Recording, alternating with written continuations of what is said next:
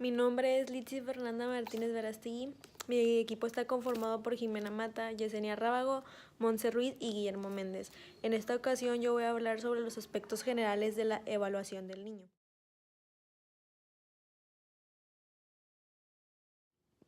El motivo de consulta. Son múltiples y muy variados. Por lo general son los padres los que solicitan una evaluación para su hijo. Una de las quejas más frecuentes por los que se lleva a un niño a evaluación psicológica es que tiene problemas escolares o problemas en el aprendizaje. El trabajar con niños también es trabajar con los padres. Aspectos generales de las técnicas psicológicas empleadas en la evaluación del niño. Tiene que recurrirse a diferentes técnicas como la entrevista, las pruebas tanto psicométricas como proyectivas y algunas neuropsicológicas. Las pruebas psicométricas se basan en teorías de tipo estadístico y solo permiten ubicar a un sujeto en determinado lugar en relación con un grupo. Las pruebas proyectivas son poco estructuradas para que las personas proyecten sus características individuales. La persona expresa más de sí misma ya que tiene que estructurar la respuesta con base a su individualismo. Las pruebas proyectivas se fundamentan en la teoría psicoanalítica. La transferencia en la entrevista con el niño se presenta un juego un poco más complicado que con el de un adulto, ya que por lo general el niño no sabe a lo que va ni no se siente con la confianza de hablar. Entonces, como nosotros como psicólogos tenemos que tener empatía y hablarles con un lenguaje que ellos entiendan. El mecanismo de la transferencia es una falsa conexión, una asociación desacertada. Aspectos generales de la entrevista. Cuando se emplea una entrevista en psicología clínica, se hace con la finalidad de comprender a un individuo o un grupo de individuos para que ellos mismos puedan comprenderse. La entrevista puede ser abierta o cerrada o semiestructurada. La entrevista cerrada es cuando el orden ya está determinado. La entrevista abierta es cuando no se tiene ningún orden y el entrevistado se puede explayar. Y la entrevista semiestructurada es cuando hay un orden, pero no necesariamente se tiene que seguir. La entrevista abierta conduce a una investigación más amplia y profunda del entrevistado. Desde la primera entrevista se deben de establecer unas normas para las sesiones. Por ejemplo, explicarle a los padres que está el secreto de confidencialidad, el cual no se debe romper y que lo que se haga en sesión no se les va a decir, a menos de que la vida del niño corra peligro. Desde la primera entrevista se deben de tomar en cuenta los aspectos no verbales, las expresiones, el tono de voz, la vestimenta y la apariencia en general. Uso de otras técnicas de la entrevista. Es muy común que en la evaluación del niño el psicólogo recurra a la historia clínica, sin embargo es necesario señalar que el resultado obtenido a través de este se refiere al establecimiento de un diagnóstico neurológico que consiste en analizar los síntomas que presenta el niño y ubicarlos dentro de síndromes especificados con claridad en las clasificaciones psiquiátricas como es el DSM-5.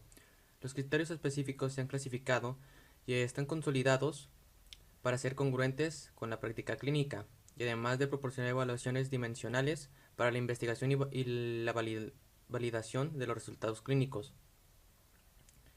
El diagnóstico en estos casos debe encaminarse a determinar un tipo específico de perturbación de acuerdo a los cuadros neurológicos establecidos en niños y adolescentes, como por ejemplo trastornos del desarrollo neurológico, trastornos neurocognitivos, trastornos depresivos, entre otros. Esto a veces resulta difícil debido a que casi nunca se encuentran entidades nosológicas absolutas como se describen en los manuales, por lo que más bien se pretende que este resumen de síndromes característicos apunten hacia un trastorno subyacente, con una historia de desarrollo característica, factores de riesgo biológicos y ambientales, así como correlaciones clínicas. Por otro lado, aun cuando sea posible ubicar los síntomas, en un determinado padecimiento es indispensable tener en cuenta la psicodinamia. En cada caso, por ejemplo, dos niños pueden diagnosticarse como epilépticos y tener características diferentes por las situaciones que cada uno haya vivido. Otra técnica a la que se puede recurrirse es al uso de las listas de verificación o checklist acerca de aspectos del comportamiento. Esta es una herramienta muy útil que ayuda a sistematizar la información, sobre todo en casos especiales. También están las desarrolladas por Dean en 1986, que se emplean en la evaluación del estrés postraumático estas listas incluyen conductas con los compañeros, en el salón de clases, en relación con la limpieza, hábitos de alimentación y con los padres.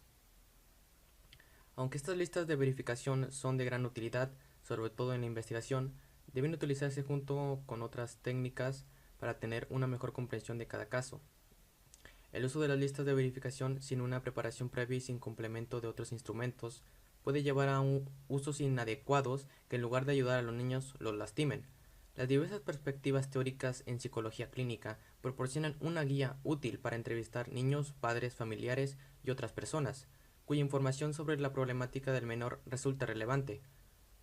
Desde la perspectiva del desarrollo, la información que se busca obtener es sobre los factores genéticos y la interacción del ambiente sobre los factores biológicos que pudieran afectar al desarrollo del niño.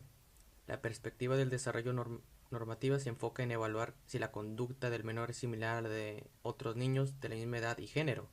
La perspectiva conductual enfatiza en la entrevista que los progenitores ofrezcan ejemplos concretos de problema y se les pide que en lo posible sean muy específicos en señalar los pensamientos, sentimientos y acciones que suceden cuando se presenta dicha conducta. Con una orientación humanista fenomenológica, es importante averiguar la forma en que el niño y los padres se ven a sí mismos y a otras personas de su ambiente. En la entrevista también es importante averiguar qué se ha hecho para remediar el problema. Sattler propone usar una batería multimodal en la evaluación infantil que puede ayudar a determinar fortalezas y debilidades de los niños y los padres, entender la naturaleza del síntoma y qué tanto éste impide la funcionalidad del niño, evaluar qué tanto el menor se encuentra en riesgo de presentar psicopatología u otro tipo de trastorno conductual, determinar las condiciones que inhiben al niño para desarrollar habilidades apropiadas o bien que mantienen la conducta problema, proveer la información base en el establecimiento de un programa de intervención, proporcionar una guía útil que ayude al terapeuta a seleccionar la intervención clínica o educacional adecuado para este niño en particular, evaluar los cambios que se den durante el tratamiento tanto en los niños como con los padres o cuidadores, medir el impacto de la intervención en programas institucionales. En función de la orientación teórica del clínico y del tratamiento que el menor requiera, la entrevista podrá adoptar diferentes modalidades que completen la información requerida, según el caso y los síntomas que presente el menor. En la entrevista con el niño en casos especiales. En casos especiales, queda claro que en cualquier entrevista con niños se tiene que ser flexible y sistemático. Esto resulta más evidente cuando se trata de casos especiales, como, por ejemplo, de pequeños con problemas neurológicos y psicológicos específicos, puede ser del lenguaje. En este punto debe de considerarse también las situaciones de abuso sexual, maltrato, enfermedades crónicas y hechos traumáticos, como el duelo que se establece por pérdidas. En situaciones como estas, al igual que otras, el menor requiere elaborar el duelo mediante la expresión del suceso, lo que puede lograr por medio del juego, los dibujos y otras técnicas. Cuando se trabaja en casos en los cuales los niños han pasado por vivencias traumáticas importantes, hay que evaluar además de si tienen un síntoma o su reacción es la esperada frente a estas situaciones, cuáles son sus recursos para superar esta situación. Entre ellos es importante conocer su capacidad de afrontamiento. En México se ha desarrollado un instrumento para este fin que es basada en sesiones de juego para evaluar la pauta de apego en un niño con trastorno del lenguaje, en donde se pone en práctica la teoría del apego de John Bowlby, que postula el vínculo entre madre e hijo como consecuencia de una conducta característica por parte de cada uno de ellos. En primer lugar, este está el comportamiento de la madre, es decir, la conducta de crianza, y en segundo, y determinada por el primero, está la conducta de apego del niño. Las pautas de interacción de forma gradual se desarrollan entre los pequeños y su madre, solo son comprensibles como resultado de las contribuciones de uno y otro, en particular del modo en que cada uno de ellos a su vez influye sobre la conducta de ese otro.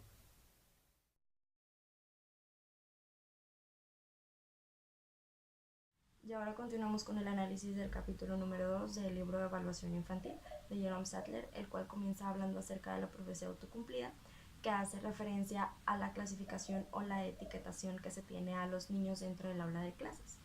Esta etiqueta ve referido su desempeño académico a lo largo del tiempo, ya que si otros maestros llegan a conocer la manera en la que se tiene etiquetado o clasificado al niño, puede realizar un corte al desempeño.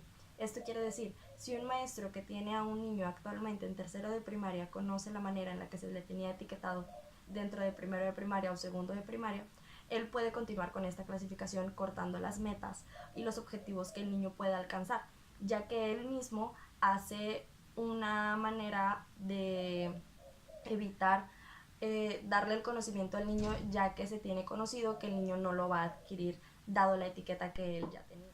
Asimismo, podemos decir que dentro de lo que menciona en este capítulo, hablándonos acerca de la clasificación que se realiza en el DSM-4, nos aclara que el DSM-4 únicamente nos servirá para ubicar al niño dentro del área que se corresponda. Y así con esto poder comprobar que la profecía autocumplida, a pesar de que se esté llevando un corte en el desempeño académico, no será afectado en su sello.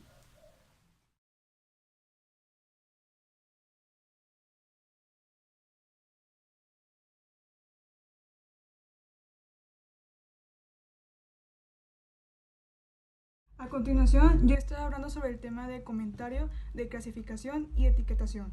El uso de clasificación y etiquetas proporciona información precisa acerca de los síntomas y discapacidades del niño. Sin embargo, no proporciona información sobre cómo procesa y almacena la información. Por ejemplo, en los niños con diagnóstico de retraso mental, estos difieren en sus motivaciones, en sus estilos de aprendizaje y temperamento.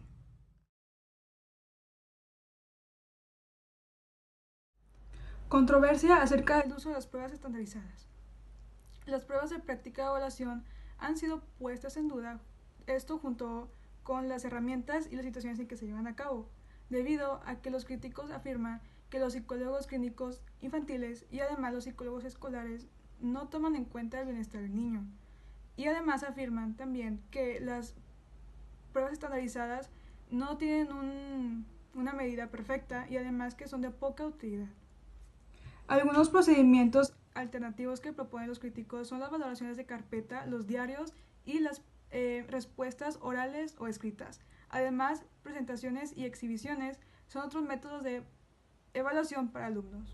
Quienes defienden las pruebas creen que si los métodos estandarizados se aplican y se seleccionan de forma cuidadosa y ética, tienen usos válidos. Además, está esta controversia en que se debe seguir investigando acerca de las pruebas para que se siga aplicando de forma que se adhiere a la protección del cliente.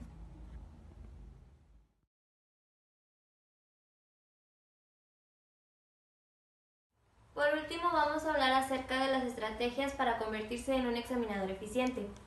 Como punto número 1 tenemos que convertirse en un experto en la aplicación de pruebas, conducción de entrevistas, ejecución de observaciones y realización de interpretaciones.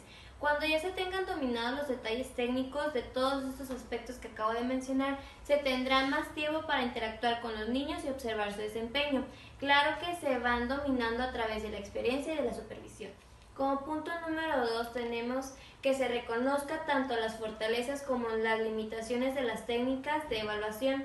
Es decir, se tiene que tomar en cuenta los resultados de prueba, pero también información extra a la evaluación. Hay que recordar que ni las técnicas formales ni las informales de una evaluación proporcionan información completamente válida y confiable. Además, las técnicas de evaluación varían en su grado de precisión. Esto quiere decir que mientras menos objetiva sea la técnica, más atención se debe de poner al momento de calificar y de la interpretación de los resultados.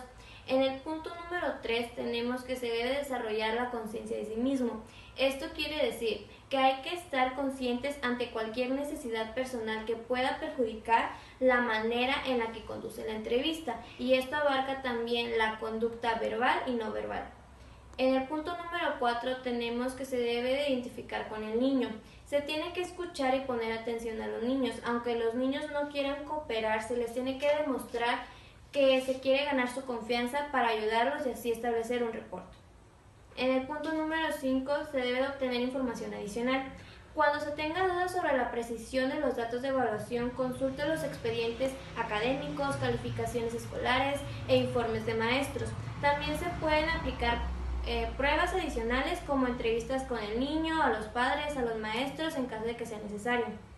En el punto número 6 dice que se debe de cuidar las anotaciones. En el punto número 8 se debe desarrollar hipótesis. Se tiene que revisar con atención todos los datos de evaluación antes de hacer suposiciones, considerando tanto los datos confirmatorios como los que refutan las hipótesis. También es importante reconocer las limitaciones de su enfoque teórico y estar abierto a explicaciones alternativas.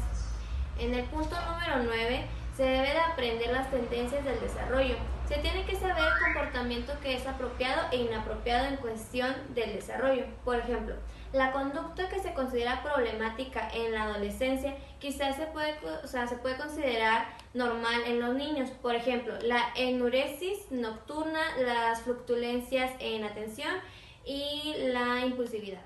En el punto número 10 se dice que se consulte a sus colegas cuando sea necesario. Puede buscar consejos de sus colegas cuando no esté seguro de los resultados de la evaluación.